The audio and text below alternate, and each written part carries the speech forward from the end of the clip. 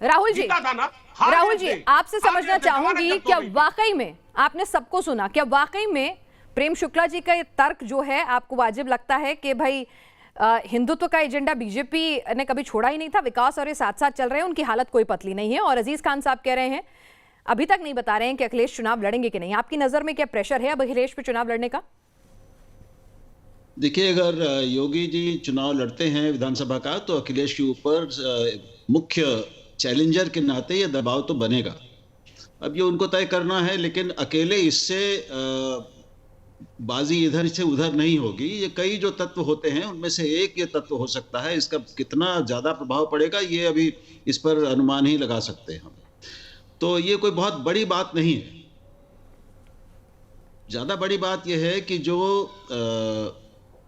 आपका आज का जो मुख्य विषय है कि एजेंडा क्या होगा, यानी हिंदुत्व का झंडा, भगवा झंडा और मोदी जी का और योगी जी का जो एजेंडा, ये दोनों एक हो गए हैं क्या? तो मुझे अगर इस पर आप पूछेंगी तो मैं कहूंगा कि हाँ, दोनों एक हो गए हैं। और इसलिए एक हो गए हैं क्योंकि उनसे बीजेपी को लगातार पूरे देश में अपार सफलता हासिल हुई है। ये एक ऐसा फार्मूला है जो लगातार कामयाब हो रहा है और अभी कुछ समय तक उसके कामयाब होने की पूरी उम्मीद है।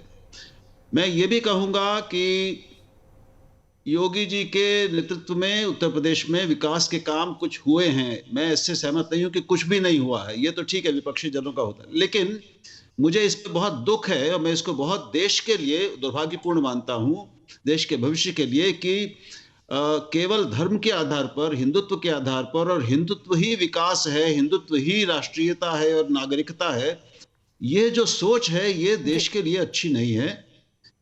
ये फायदेमंद है बीजेपी के लिए, इसमें तो कोई शक नहीं है। ठीक है, देखिए, तो यहाँ पर ये दोनों ही सवालों का डॉक्टर प्रेम एक आंकड़ा देना चाहता हूँ। जी बोलिए राहुल जी, आप अपनी बात कंप्लीट करें। एक महत्वपूर्ण आंकड़ा सबके लिए रोचक होगा। वो एक अमेरिका का बहुत बड़ा थिंक टैंक है जो रिसर्च करता है, प्यू रिसर्च सेंटर। उसने 2019 के चुनावों के बाद एक पूरे देश में व्यापक सर्वे किया था धर्म पर, भारत में धर्मों को लेकर, और उसमें धर्म और राजनीति का भी वो था।